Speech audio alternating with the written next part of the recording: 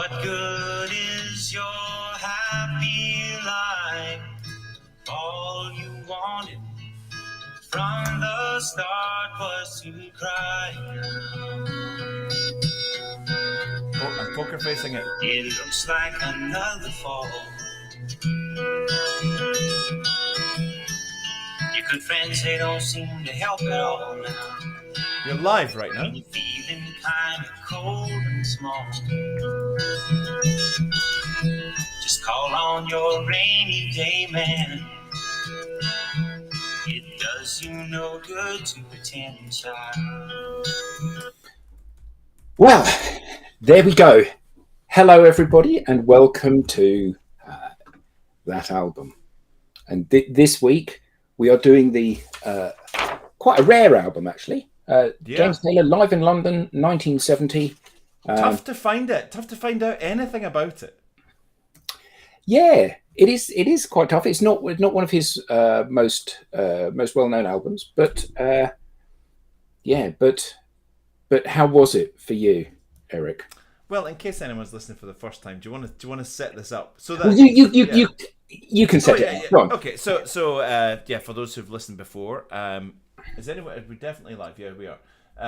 For those who've listened before and for those who are new, just a little reminder. Adam and I used to sit and text each other on Slack, our Slack channel, and what about this album? What about this track? What do you think of that? No, that's crap. No, that's brilliant. And some we would agree, some we would disagree, and we thought, wouldn't it be fun to do this live? So we do it, and we've done it now, 28 shows? 29 shows? This is the 29th show. Crikey. We've only missed a few weeks. I've only missed a couple. But 29 weeks of fantastic trips through musical history and musical now. And musical discovery in some instances. Discovery. Some.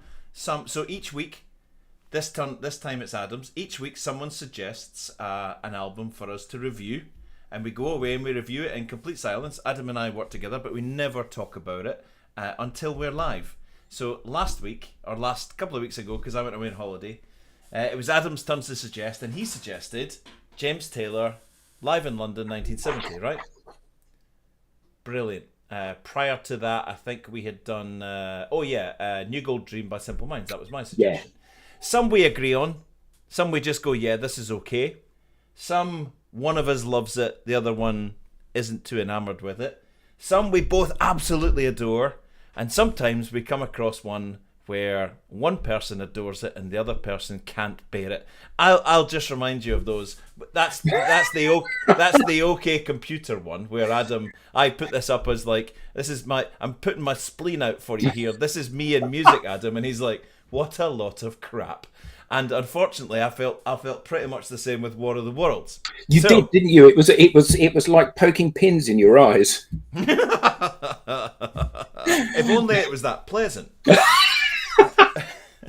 Right, so what is your question to me this week? My question to you is, how did you get on with James Taylor?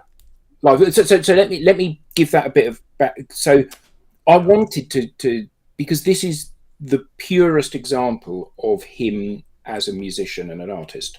So it's him and his guitar in live performance early on in his career. So, and I love this because it's guitar and voice and songwriter. And I thought this was similar in many ways to Joni Mitchell, that we both love. So you said that I've obviously heard the name, but I don't know anything really about James Taylor. Correct. And now you do. So, yes, I do. How was this last week? This could be a really short show. This could be a very short show. I think you'd have to be a Philistine and someone who doesn't like music and doesn't appreciate talent not to listen to this and think it's pretty bloody good. Pretty bloody good. Not without a little rankle for me here and there. Oh right. Not without a little rankle. I do have some. They're not complaints. If you listen to this and don't come away thinking, well, there's the guy who knows his way around a fretboard. Yeah. Oops. Okay, so James, you're pretty good on the old guitar and probably other instruments too. Right? Possibly. So you're a bit of a virtuoso on the guitar. In fact, when I'm listening to you, I'm thinking, how the bloody hell is one guy doing that? Yeah. That's quite incredible, right? Not only that, you write really warm songs, beautifully written. Sometimes they're beautifully written and the words are great. Some are a bit basic, but I think he's doing that deliberately. He's clearly extremely intelligent. He's clearly had an interesting life. He likes the old self-deprecating bit, which I admire in anyone that can self-deprecate. He likes a bit of self-deprecation. I think he plays on that on this quite a lot. There's a beautiful online thing when I was searching the annals of the internet to try and find something. There's this beautiful thing written by a journalist. James Taylor sings James Taylor, a BBC broadcast from November 1970. Though the nearly 40-minute solo performance showcases a player who's developed and mastered his distinctive musical persona, it also showcases one who has only reached a mere 22 years of age. Yeah. But he's so bloody calm and collected, right? But it says, but do not let this homespun, youthfulness fool you. By this point, Taylor has already endured a lifetime's worth of formative troubles. He'd fallen into deep depression while still in high school. He'd spent 9 months in a psychiatric unit. He'd taken up and quit heroin. Bottomed out in 6 months in recovery. Underwent vocal cord surgery. Taken up methadone. Gone into methadone treatment. Had an album flop. Broken his hands and feet in a motorcycle wreck. Fire and rain indeed, but also found favour with the Beatles, becoming the first American signed on their Apple label, recruiting Paul McCartney and George Harrison to play on his Carolina in My Mind at the end of the 60s. The world at large didn't know the name James Taylor at that time, but fellow musicians sure would. So, 22 years old, he comes across in this album as, hey, I'm just this little guy with a guitar and everything's, thanks for having me. But did you get a chance to watch the Vimeo video? I haven't. I've had a horrendous couple of weeks yeah, I know you've been wise, really but I do busy. plan to go back because here's my thing. I think the album as itself is a demonstration of his personality, which I love the little chats. I love the little chats. Yeah. I love the little giggles. I love the way I love on the Steamroller Blues. Take it away, James. I love that. Yeah. I think that's great. However, for me, there are 3 songs that I'll go back to, and the rest I probably won't because I've heard them. Because listening to this album, as you say, in its purest form, this is like Michelin star musicianship. This is, they say that one of the Michelin star things is minimal ingredients, high quality. So, but I would say when I got to track 4 or 5 or whatever, I was like, God, I could do with a little bit of drums or even a bass or something. Because it was, but there are 3 songs that I really like, and I will put on playlists to play again. Wow. 3 songs that stand out. Praise indeed. So let me guess that would be... So can I just caveat that even more? There are 3 songs on there that I think are really good and I will play again. There is one song which actually made me make a TikTok, which I've since deleted because I want to redo it again, about how much I love this song. Okay, so I would suggest that song is You Can Close Your Eyes. No. Okay. So there's a song on here which is etched a little bit into me that, when I went out for a walk in the forest and I played this album and I stopped and made a TikTok about this song because I was standing and I thought, I'm listening to this song and it's pretty much perfect. It's Fire and Rain. Yeah, so you know the story behind Fire and Rain? Don't know anything about it. Okay, so... I do. There are 3 verses. One's about suicide, one's about heroin, and one's about a mental hospital in a band they started called The Flying Machine. Absolutely, yeah. So yes, I do. Yeah, so when he was in the sanitarium, he met this girl, Suzanne, and she became his girlfriend. And then he came over to the UK to make his first album. And he was halfway through the album when his manager found out that she had committed suicide. Oh, crikey. And they agonized about whether or not they would tell him, and they didn't until he'd finished the album. And then they said, right, sit down, we've got some bad news for you. She's taken her life. And that's why he then wrote Fire and Rain. Just yesterday morning, they let me know you were gone.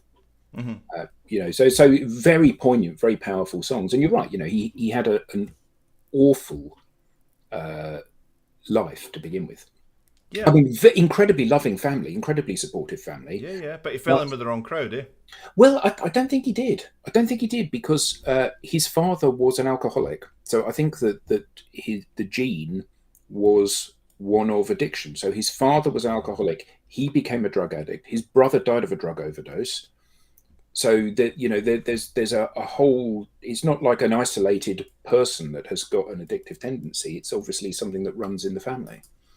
So Fire and Rain, I actually think is Fire and Rain harmonizes with me. And when I listen to, it's funny as we go through this. It's funny because this was 1970, the year before I was born, right? But it's interesting for me. In fact, it's not the year before I was born. This is like 3 months before I was born. I was January the 1st. This is November 70, right? Yeah. It's funny when the amount of people that have left calling cards here. It was funny. It was as if I'd walked into a room and found a sign-in book to say that Jeff Buckley was here. Mumford and Sons have been here. Yeah. You listen to all these. Anyone who's got a slight folk angle to them. There's chords on Fire and Rain that I hear on Grace with Jeff Buckley, and I'm like, oh, you've been through here. You've listened to this. So Fire and Rain, I think, is a standout. I love Carolina. Yep. And You Can Close Your Eyes.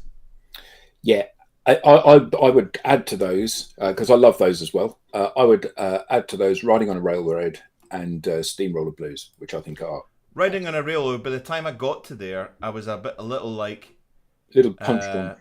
a little bit kind of like. So I was kind of like, it's like I've been eating the same bag of crisps for 10 years. I need something different. And then You Can Close Your Eyes came on, and I was like, yeah, that kind of closes it well. That's pretty good. That's pretty good. So yeah, I really liked it. And the one that you're about to play to start the show, I'm just gonna put it out there, better than the original for me. Okay, well that's high praise indeed. I mean, I think what's really interesting is if you read, and obviously you read some of his kind of biography.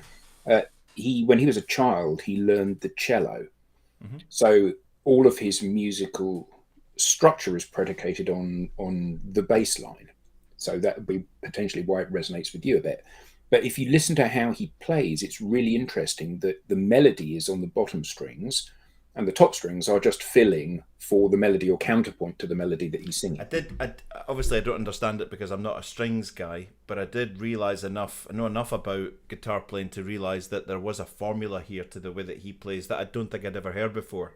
And nobody else does it quite the way he does it. Yeah, absolutely. He's and some of them, and some of the songs that he's playing, he's using. You can. I'm almost at the point where thinking that I could maybe pick out a James Taylor guitar line. Yeah, absolutely. You can hear it because it's his. It's like his voice, right? You love Blue by Joni Mitchell, not your favorite Joni Mitchell album, but in what's the first song? On Blue. Yeah. All I Want. Right. Okay. Yeah. In All I Want, you can hear he's doing the guitar backing. Right. Okay. And in fact, on YouTube, you can find a video of him saying, "For those of you that are interested, here's what I did back on the play." And Joni must have been Mitchell, really hard because whenever she comes in with a guitar, she just makes up her tuning before she comes on, right? Absolutely. And well, he was going out with Joni Mitchell at the time, and she was the one that gave him his big break that got him to London. And in fact, in All I Want, where she sings that fantastic line, "I want to write you a love letter, I want to knit you a sweater." In the video of this album, he is wearing the sweater that she knitted for him, and she used that lyric in the song. Pretty damn good. It's gorgeous, isn't it? Indeed. I don't even want to get into the whole Taylor or Mitchell who's the best argument, because that could cause. Yeah, let's just review the album, shall we? Yeah. So here we go. Let's start with a little help from my friends.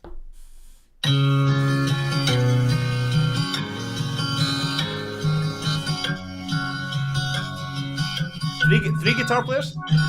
Now what would you do if I sang out of tune? Would you stand up and walk out on me? Lend me your ears and I'll sing you a song.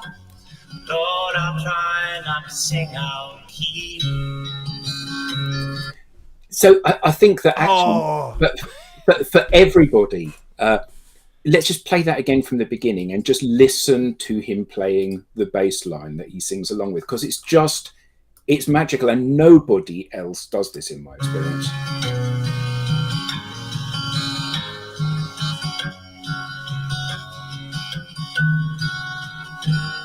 Now what would you do if I sang out of tune? Would you stand up and walk out on me? Lend me your ears and I'll sing you a song. Lord, I'll try not to sing out key. I get by with a little help from friends. pause it there. So he takes that. At what age was that song when he did that? That would have been, I don't know, not long, because the Beatles were only active for like 8 years, 9 years, weren't they? Yeah. Does anyone know when I Get By With a Little Help from My Friends came out? So it was. Let me see.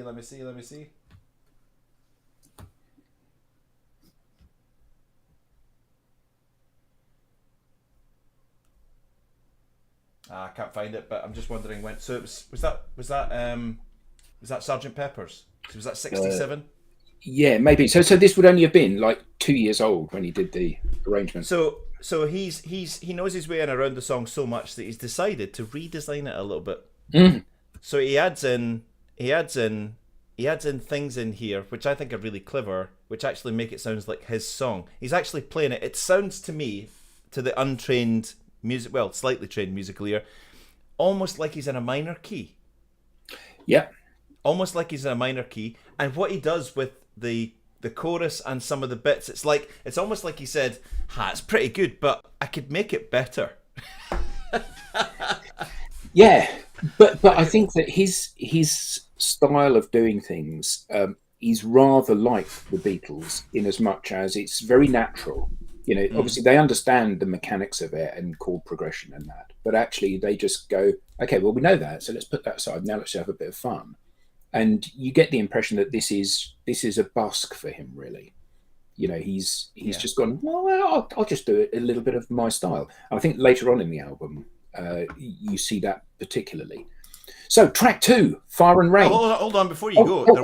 Okay, sorry. There was a journalist that wrote at the time that it was a very clever move for him to do that at that London show, because he'd just signed to Apple, to theirs. He was like tugging the forelock to the fact that he'd signed to their record label, and also a load of the fans that had come because of the Beatles. Right. Okay. Well, you know that in Fire and Rain, when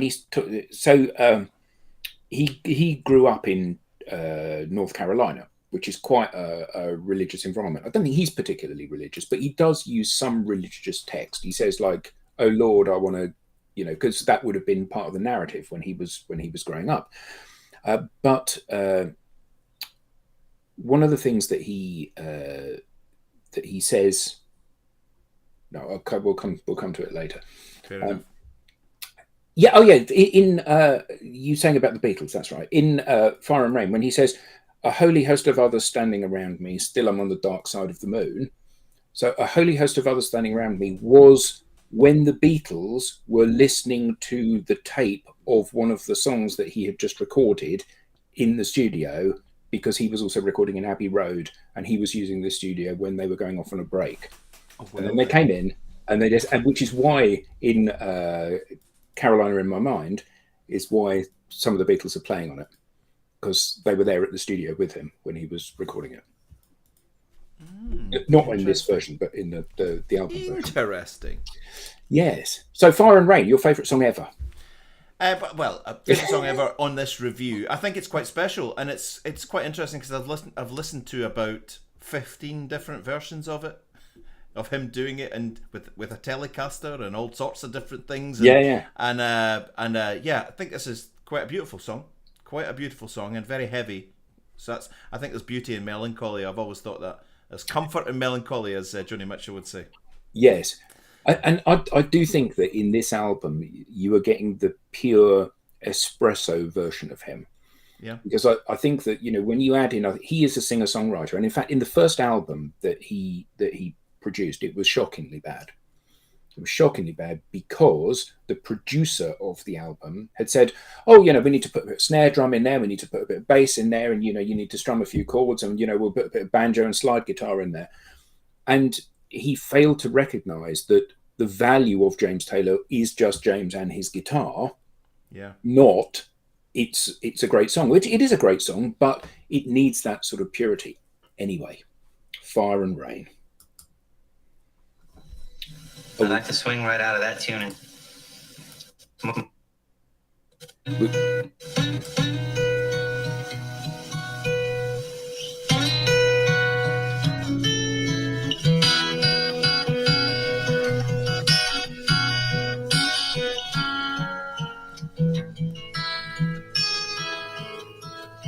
Just yesterday morning, they let me know you were gone. Suzanne, the plans we made put an end to you. I walked out on the morning and I wrote down the song. I just can't remember who to send it to. I've seen fire and I've seen rain. I've seen sunny days that I thought would. I could just listen to the album, and that's this album is basically on repeat for me. Yeah. That is what do you say? That's a pretty perfect piece of music. He knows when to put it. Okay, he's fabulous at the guitar, but he's also fabulous at not playing the guitar at the right moment. Yeah, I mean he's got an exceptional voice as well, hasn't he? Really, well, I don't know. Really that's one of my grumbles. I think he's a little bit through the nose for me sometimes. Oh, do you think? Yeah, okay. A little bit, but it's a minor thing. It's a tiny minor point. He's a little bit kind of like through the nose. But I think it's like Bono's not a great singer, but he makes a sound which is really good in the context of which it's delivered with everything else. Yeah. And that's exactly. I don't think James is a great singer, particularly, but I think he makes a wonderful vocal sound in the context of everything that he presents. It goes perfectly. If he came on and he sounded like Tom Jones or Barry White, it'd be kind of weird.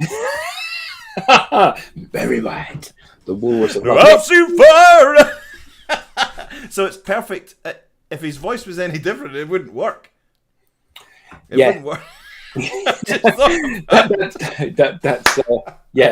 Barry White. Where did Barry White come from? I don't know, but that will stay with me till my dying day. That's priceless, mate. Absolutely priceless.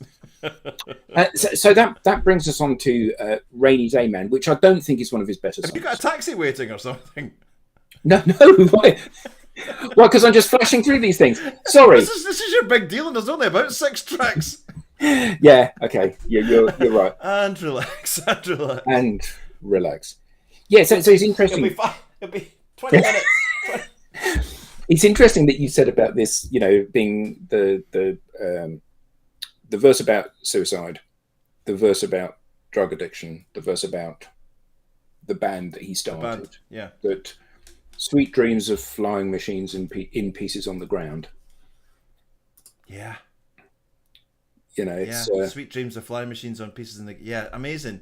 You and I have a downer, and we go through, and maybe back in the day when you liked a little scotch and water, you'd sit in the study and sit and go, "Bah, it was a crap day." These people have absolute trauma and go, "Right, where's my pen? I'm just going to write a beautiful song, and I'm going to capture that lyric." It's phenomenal to me that dreams of flying machines. What's the lyric? Dreams of flying machines in pieces on the ground. Because the band The Flying Machine falling apart. Yeah. Brilliant. Absolutely brilliant. Yeah, it is lovely stuff. And actually, it is funny, isn't it? Because like with so obviously I know Joni Mitchell, I knew Blue, I had never listened to Hejira. And you said, you've got to listen to this. And I switched it on, and it's like Amelia is possibly my favourite song now. Well, Hejira just goes into your bone marrow, your DNA, doesn't it? Just instantly you go, ah. The lyric there, about how I was driving across the whatever desert when I spotted 6 jet planes leaving 6 white vapor trails across the bleak terrain, and it's like It was the strings of my guitar. Yeah, it elevates the poetry of such things to a level where it's not just a case of rhyming words. That's right. Which is exactly what I hate so much about Oasis. It's just a bunch of words that happen to rhyme with each other. Mine and sunshine.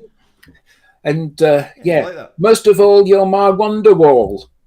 I'm sorry, you're what? As Fran Healy said. But we need to be And what's careful a of this Wonderwall conversation anyway? because the masters of that are the Beatles. Unfortunately, they are. No, yellow matter custard dripping from a dead dog's eye. There's nothing stupid about that. Yeah, okay. Let's not go near I Am the Walrus or anything like that.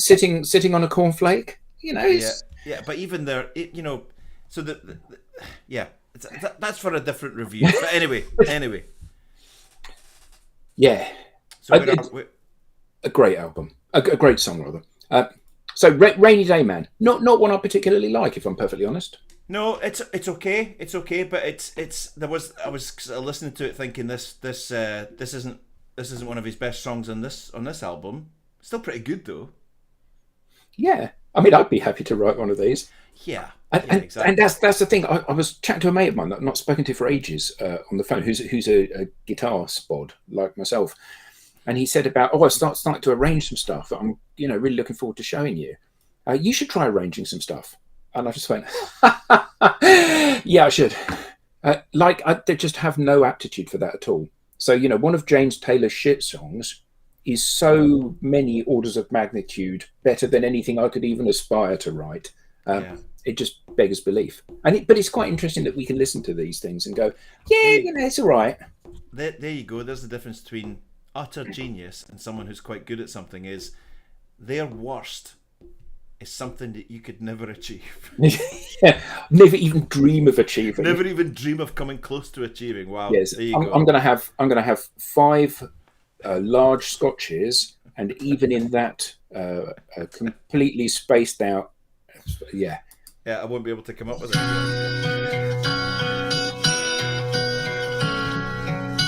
What good is your happy life? All you wanted from the start was to cry. It looks like another fall. Your good friends, they don't seem to help at all now. When you're feeling kind of cold and small, just call on your rainy day man. It does you no good to pretend, child. You made it's great. It's very James Taylor, but it's not. It doesn't bear too much dwelling on compared to some of the other songs on the album, I think. Perhaps not. But he's it's like this is going to sound odd. It's more hippie-ish. Like I can see Joni Mitchell with flowers in her hair, because he said I wrote this partially in Spain and partially here, and bits and pieces. There's a big part of her life is documented in '69 when she went to Spain. He must have been with her. Yeah, very possibly. And they sat round a fire one night with bottles of gin and probably other substances with flowers in their hair. And this sounds a little bit more hippie-ish to me. This sounds like when Sergeant Howie in The Wicker Man drives into the little village and goes, "Oh, this is nice. I'm going to enjoy it here." Yeah, like the Edward Woodward. Yeah. I watched that not long ago, actually, and I had forgotten just how terrible it is. Harrowing that film is. It's absolutely brutally it's like harrowing. like a Scottish island version of Deliverance, isn't it? Oh, totally, it's like totally. Where the worst possible nightmares you have come true. And the dubbing on Brit Eklund is world class, isn't it? Oh, hello! Will you no have another potato scone? No. She's like that. Still talking. Well, it's finished. Yeah, a bit like a low budget Chinese martial arts movie, which is dubbed into American. So, No. Yeah, so when Sergeant Howie arrives in the little village and thinks, this is gorgeous, I'm going to have a great time here, a song like this would be playing. It's okay. Yeah. It's fine. Yeah. It's fine. You're not going to have a great time here. Honestly, you're not. You're not. So actually, before we play the next song, which is Steamroller Blues, I'll play the very end of Rainy Day Man, so we get the intro to this, because this is delightful, I think. Volume, they just crank it. Electric guitar weren't very good. They were making a lot of noise. Anyhow, Colleen. at that time there were a lot of so-called blues groups in New York City, you know, and they were making a lot of noise. They weren't very good. They were mostly white kids in from the suburbs with electric guitars and amplifiers that their parents had bought them for Christmas and their birthdays and stuff. And their idea of soul was volume. They just crank it up, you know. They were singing all these heavy songs like "I'm a Man" or "I'm a Jackhammer" or "I'm a Steamship" or whatever. "I'm the Queen Mary" or "A Ton of Bricks." We weren't to be left out of all this, so I wrote this next song, which is the heaviest blues tune I know, ladies and gentlemen, called "I'm a Steamroller."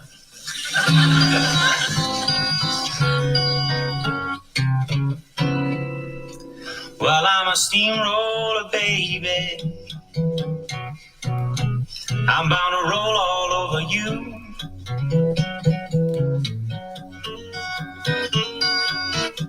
Yes, I'm a steamroller now, baby. Whoa. I'm bound to roll all over you.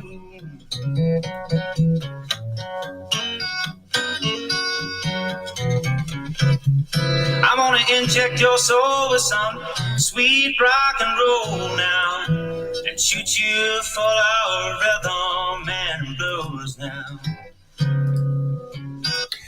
So I can tell you this is really hard. It took me ages to be able to play that. But this next lyric is arguably the best lyric ever written in musical history, I think. Okay. In terms of light-hearted. I'm a cement mixer, a churning urn of burning funk.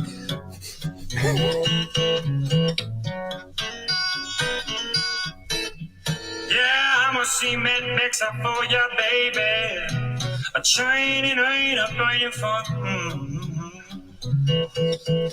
It's having a go at himself, just giggling. I mean, that's he's doing accents, he's doing and silly lyrics, but it's funny.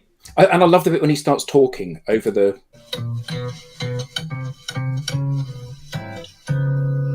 Pick it, James.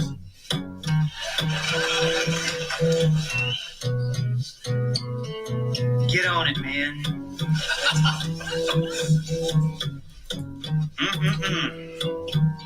My. Look at those magic fingers, just boogie up and down them silver frets. I just love it. So in the video of this, he's just so intimate with the audience, as you can tell. You know, he's being a raconteur, and although he's not obviously a particularly good orator, he's a great performer, but he's not a particularly good orator. Words are not his thing unless he's singing them. But it's just so wonderfully endearing. Yeah, and also, while he's having a bit of a giggle with the audience and taking the pee out of himself a little bit because of this is the heaviest blues song, Steamroller. Yeah. He's also, even though he's sort of like being deliberately clumsy with his guitar, when he does open up, I mean, it's Eric Clapton blues level, Stevie Ray Vaughan stuff in there that you know that could be unleashed if he wanted. Well, in fact, the next song I love because it's just a little bit of filler. And again, on the video, he does this thing where he talks about when he was 3 years old, he was running around the house singing to himself or humming, and it turns out he was humming a snuff commercial, you know, so tube rose, a mild snuff, which he had heard on the radio, and then he sings the tube rose snuff commercial. And then he does like a 70s version of it, which is just so funny because it's just a little bit of kind of padding. Yeah. And this next one is a bit of padding, and again, it's just a way of engaging the audience. Wow.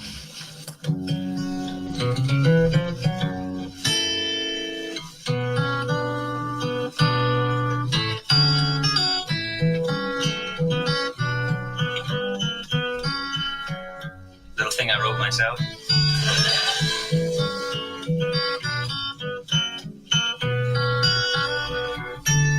And so he's just a little bit of guitar playing, but then he kind of cranks it up a level.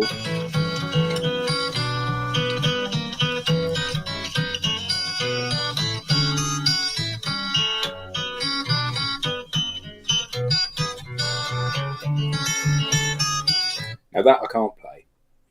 No. Just saying. But again, a little bit of filler, which brings us on to Carolina on My Mind, which is, well, you say a little bit of filler, but I'm gonna pick you up on something here. That okay. He's allowed to do green sleeves. Jeff Buckley wasn't allowed to do Corpus Christi Carol because that was perceived as being pretentious and a little bit kind of like, come on, but 14th century poetry. But no, but there's a big difference, isn't there? Because Jeff Buckley has recorded Corpus Christi Carol as an expression of his musical self. James Taylor begins this by saying, it's written by King Henry VIII. He begins it by saying, a little piece I knocked up myself, and he takes it and turns it into a jazz piece. Did you chat with Jeff to see if he was doing it ironically or if it was an expression of his musical self? I did leave him that message, but he never. Yes, all right, you win. What does LinkedIn user mean, and who is LinkedIn user? Elvis, did I ever offend thee? Am I missing that? Is that? Yeah, no, I can James just Taylor see it thing. LinkedIn user, please tell us what you mean. I wondered if I actually saw that and wondered if that was. Does he say that on a recording or something? Is that? I don't know. If he did, I'm not familiar with it. Tell us, please. We'd love to know. And tell us who you are as well. Yeah. Thing is, you're just LinkedIn user to us. No, that sounded a bit horrible, didn't it? You're just a LinkedIn user to us. No, I don't mean that. That's all we can see. That's all we can see. Mm. This is a song I wrote in Spain, and partially there and partially here. Joni Mitchell. I was homesick at the time. I didn't have a home, but that doesn't keep you from being homesick sometimes. But I wrote this tune. I do like the way he says tune. I devised a little whistling introduction for it. I feel like You'd be happy to whistle this well, wouldn't you? I thought that was obviously a joke because I thought you can't just say I've devised a little whistling intro for this and then whistle like this. Yeah. I thought that's got to be a joke.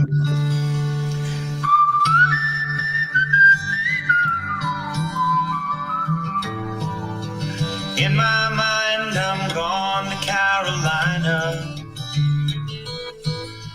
Can't you see the sunshine? Well, can't you just feel the moonshine? And ain't it just like a friend of mine to hit me from behind? Yes, I'm gone to Carolina in my mind. I just love the way that he harmonizes his singing. The way that he doesn't necessarily use the obvious chords to harmonize the melody. It's just...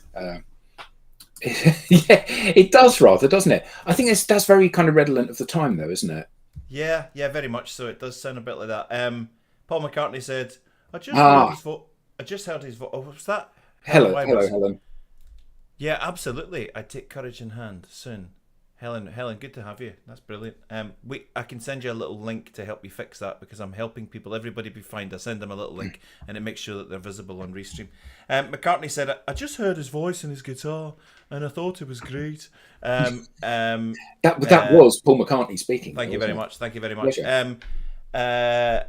Earlier in 1970, many listeners surely felt the same after dropping the needle onto Taylor's breakthrough second album, Sweet Baby James.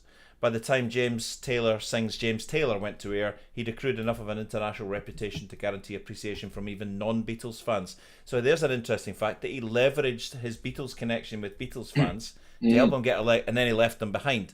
But the Beatles connections don't stop there. Song Facts reported that Taylor's Something in the Way She's Moved, the first single from his pre-Sweet Baby James Apple debut, may have inspired George Harrison to write Something. Ah, yes. Just dropping bombs all over the place. You are, aren't you? You are Mr. What's more, Taylor had originally titled his song I Feel Fine before realising that the Beatles had recorded a song by the same name. Yeah. Yeah. Well, there you go.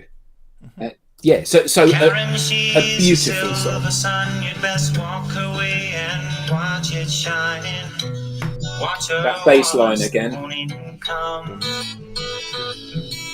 A silver tear appearing now. I'm crying, ain't I? Said I'm gone to Carolina in my mind. There ain't no doubt in no one's mind that love's the finest thing around. Whisper something soft. That's one thing that I don't like about how the Americans speak English is that all the double negatives. There ain't no doubt in no one's mind. Oh, so there is doubt in someone's mind, is there? Yeah, I know. And he also says, I seen a lot. Yeah. I seen things. And you just want to throttle him. Because I know that he's clever enough to know that it's not I seen things. Yeah. Even if you just put a little V at the end of that I, would be okay with that. Yeah. We'd be okay with things. I've seen things. It's pretty much a measure of the man that his solo bass, rhythm, and lead guitar, which he plays, is better than any bass player, rhythm player, and lead player that you've ever heard doing their own thing. Yeah, I mean, he's so there's a lovely tribute concert to James Taylor, and I forget where it was, but it was like his induction into the Rock and Roll Hall of Fame type thing. A big concert hall, and one of the performers is Sting. Oh, I know you're very, very partial to a bit of Sting. And Sting comes out on stage and sings, actually, You Can Close Your Eyes. And instead of playing it on the guitar, he plays it on the lute. So he's got one of these enormously long-necked lutes. Of course he does. And he does a little bit of a talk beforehand, and he says, so, you know, I remember I was a young singer-songwriter in Newcastle, and James Taylor was playing at the City Hall, and I thought I'd better go along because I've heard all this noise about him.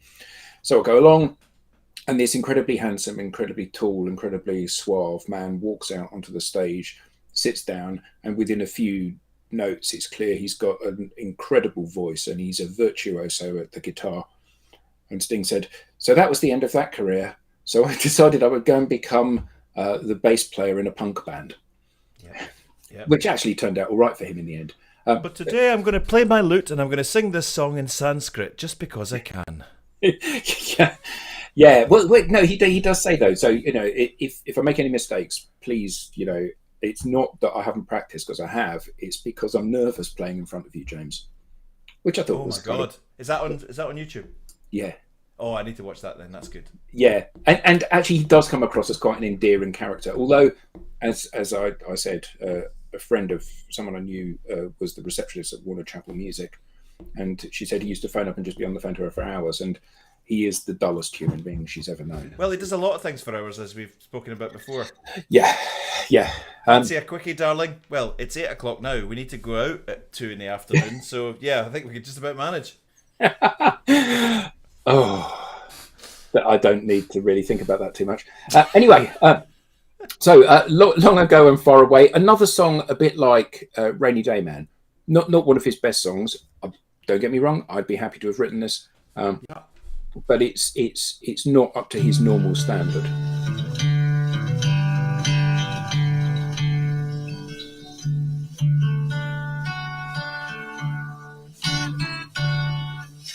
I'd like to play a new song. It hasn't got a title yet. It's sort of a cyclical thing, you know, musically.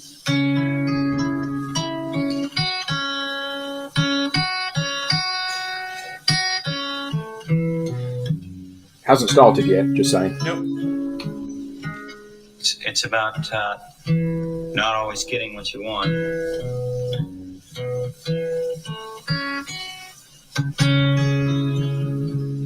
Long ago, young man sits and plays his waiting game. But things are not the same, it seems, as in such tender dreams. Slowly passing sailing ships and Sunday afternoon, like people on the moon I see, are things not meant to be. Where do the golden rainbows end? Why is this song so sad? Dreaming the dreams I've dreamed, my friends. It's a little bit obviously poignant. I mean, Yeah. This would be one of the songs that I would press skip on. Yeah. I think he. Yeah, I think it was important to him to write it. He wrote it for himself. Yeah, but it's pretty good. I like it. It's all right. The next song, however, I think is tremendous. I love this. It is very creates an, certainly for me, it creates an image of trains. So this is riding on a railroad. Riding on a railroad. Riding. Here's a tune called Riding on a Railroad.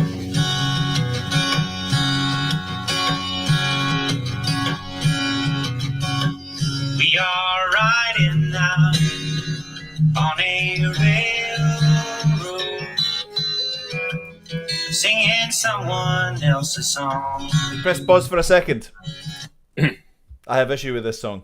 Oh, right, okay. Heavily influenced, I would say. By Just from even that opening. I mean, listen to it again. There's only one artist that he's taken influence from. Imagine it being sung by a woman.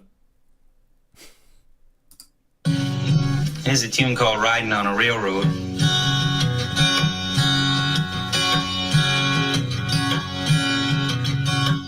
We are riding now on a railroad, singing someone else's song.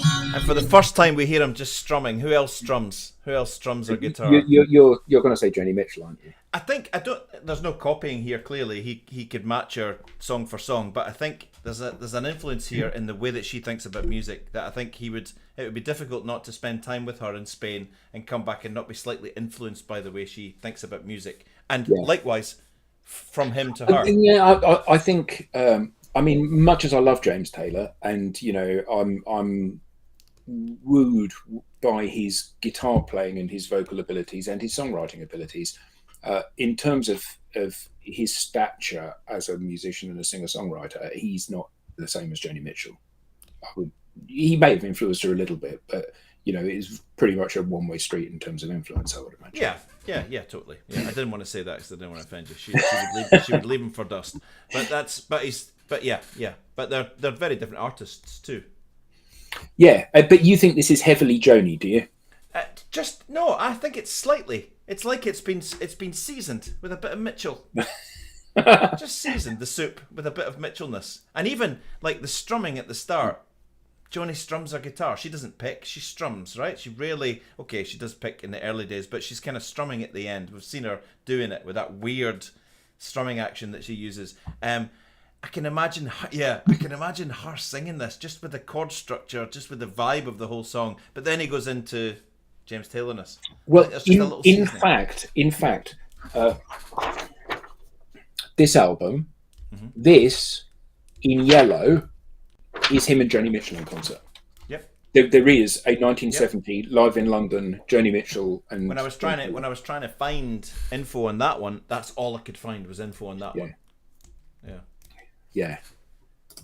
Here's a tune called Riding on a Railroad.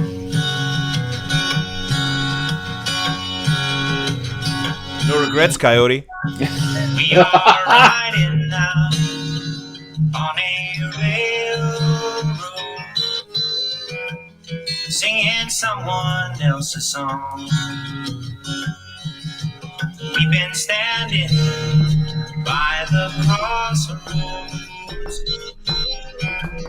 Take your side and step along.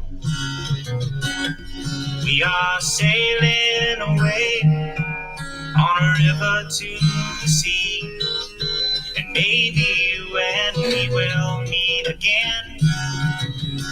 Oh, we've been riding now on a railroad,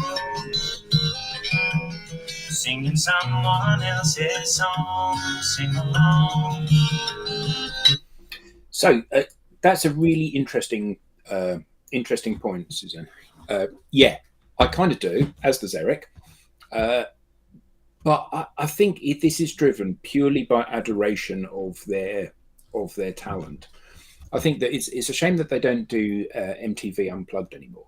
And the reason it's a shame is that when you saw the artists unplugged in that acoustic setting, there was nowhere to hide. So, this is a great example of somebody that has talent. Loads of stuff on YouTube. Joni Mitchell demonstrating exactly the same, her and a guitar on stage. Eric Clapton, I can't stand the guy. And I don't actually think he's... thanks. I don't actually think he's that great a guitarist. He's a phenomenal musician, though. I mean, he is a bit of a knob, of course, as well. Bye, Matt. So, he's a phenomenal musician, but on his Unplugged album, you get to see just how good a musician he is. Yeah. The same with Nirvana Unplugged, same with 10,000 Maniacs Unplugged, Prince at the Webster Hall. Maniacs, where did you pull that from? Natalie Merchant. Yeah, amazing. Just while you're on Clapton, please, everyone, if you haven't heard it, there's a fantastic version of Crossroads by Cream. It's on Apple Music. You can get it on YouTube, and it is electric guitar. It's in my top 10 electric guitar moments. He does 3 solos. Jack Bruce and Eric Clapton and Baker allegedly had a massive argument, but particularly Jack Bruce and Eric Clapton. And when they went on, now Clapton plays, like, by the end of it, you're drenched in sweat and just sitting going, there's no one that could play a Strat like that in the world, right? And you're sitting there thinking, my God, what has he just done? And he's singing as well. And right at the end, Jack Bruce goes, ladies and gentlemen, Eric Clapton on vocals. On vocals. Now he's just gone out and said, right, hold my beer. I'm gonna dominate this song. Crossroads by Cream. And listen to what Clapton does with his guitar. 4 times he does it. Each one different. Each one annoying Jack Bruce to the point where he goes, everyone, Eric Clapton, vocals. It's so funny. It's so funny. I shall look forward to that. It's like an Oasis moment, isn't it? With 2 people in the band not getting on. Yeah, totally. Anyway, where are we on this wonderful little odyssey? So we just up to the last track now. Crikey. You Can Close Your Eyes. And this is, again, a high point for me. I think this is it's an excellent song. Beautiful song. And on YouTube, there's a wonderful thing that was actually broadcast on the old Grey Whistle test of him performing this. So that he had a house with her in Martha's Vineyard in Little Island in New England. Him performing this with Carly Simon. One of the best clips on was married to her at one point, eh? He was for many years, yeah. And they've got 2 children. One of them, Ben Taylor, is a singer-songwriter. And he does also say in his set, he talks about the fact that I'm James Taylor and Carly Simon's kid. And, I'm a bit of a mix of these 2 things. So in reference to that, I've written the following song called Fire and Vain. Very good. And it is very, very good. And it's clearly, and he samples in You're So Vain where it goes, dum, dum, dum, dum, dum, dum, dum, yeah, as the intro. Yeah. So he starts with that, and then he does like a Fire and Rain. Love that. Well worth a watch and a good laugh. And he seems like a nice lad, actually. Although yeah, totally. I'm sure that it's tough act to follow, having them as parents. Yeah, big time. So You Can Close Your Eyes.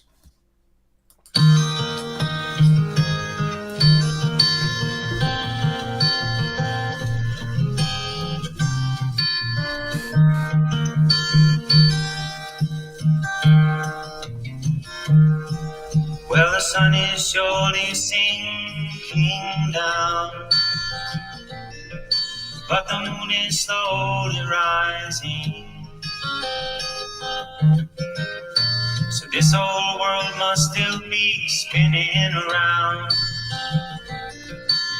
and I still love you. So close your eyes. You can close your eyes, it's alright. I don't know no love songs, and I can't sing the blues anymore, but I can sing this song, and you can sing this song. When I'm gone, it won't be long before another day. How are you with this one then? Oh, it's in my like there are 3 standout tracks. One of them is this one, Carolina and Fire and Rain. And so when I went through Greensleeves and the long ago and far away, I was kind of going down a little bit. Riding on a Railroad, I was like, yeah, it's okay. And I thought, I need something to rescue this for me. Yeah. Because don't get me wrong, these songs they're still fantastic, but they're not as great as the first couple. And this rescued it because I think it's fabulous. It's a lovely, lovely song. If you can't listen to this and find some beauty in this, there's you need to go and have a word with yourself. Need some therapy. Yeah. We gonna have a good time, and no one's gonna take that time away. You can stay as long as you like, so close your eyes. You can close your eyes.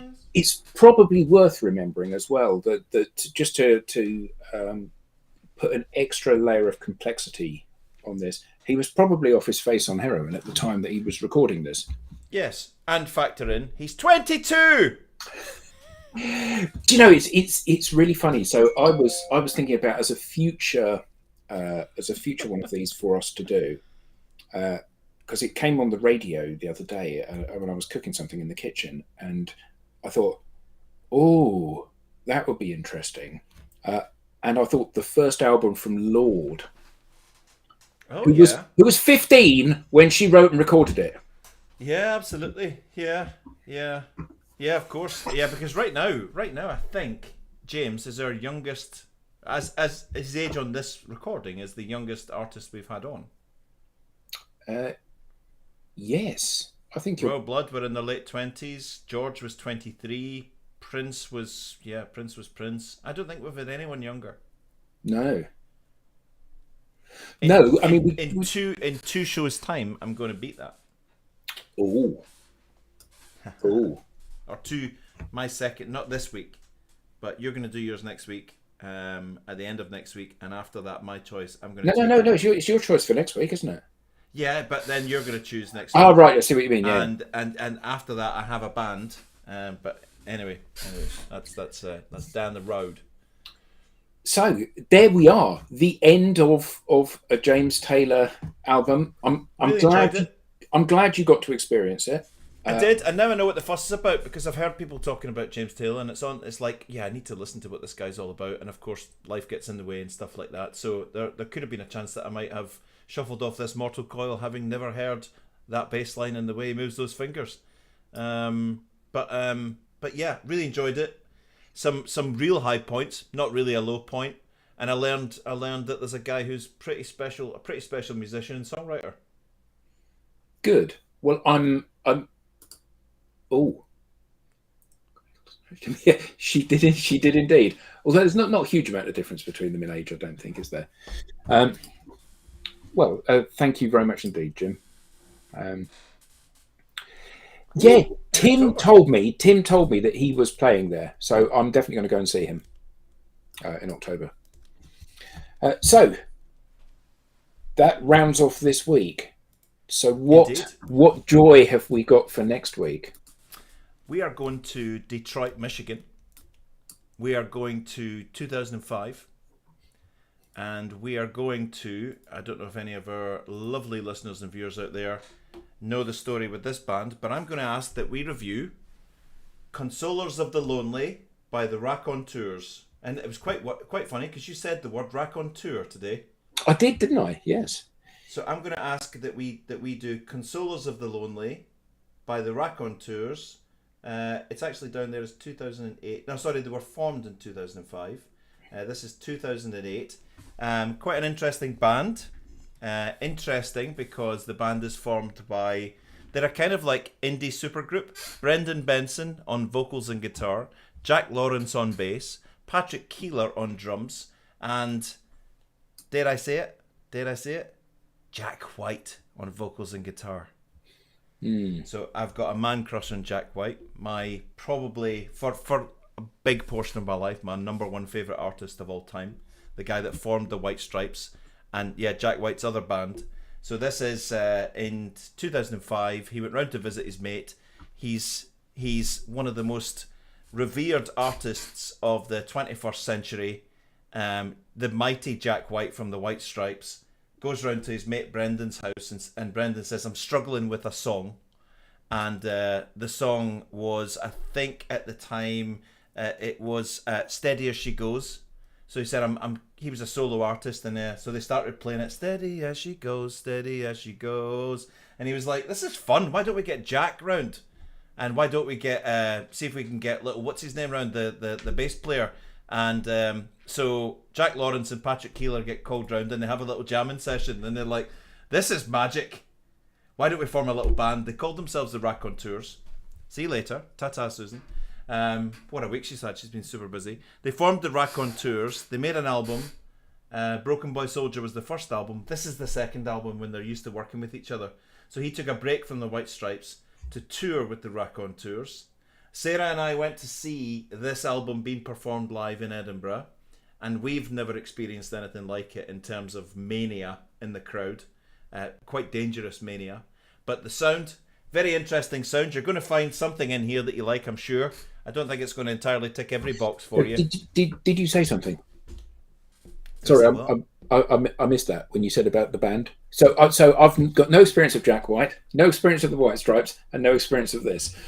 So hoping, wow, I'm hoping that this will be another one of the Royal Blood stroke Queens of the Stone Age experience for me, where you've introduced me to something new, and I just go, oh my god, that's just unbelievable. I would say they kind of smack you between the eyes on this album in the first couple of tracks. Stick with it because there's power, there's beauty, there's light and shade, there's mountain music, there's folk music, there's all sorts of stuff. And please, just do me a little thing. I'm just going to say one thing. Mm-hmm. Hold on until the end, the last track, Carolina Drama, and let's discuss that next week. Okay, I shall. Carolina, quite relevant. Indeed, and that will be on my mind rather than in my mind for the remainder of the week. Ba-bumps. What do you reckon? Right. What do you reckon, Andrew? I was just going to say, how's he going to? You've been watching the show for a while, and you know what he likes and what he doesn't. Oh, this will be interesting. Oh, this isn't Andrew. This isn't going to be another Radiohead episode. Oh no! I know that for sure. That's why I picked it. There's stuff in here that I think you're. Well, we'll see. You might hate it. You might like it. You might be. No. I can honestly say that for somebody that is quite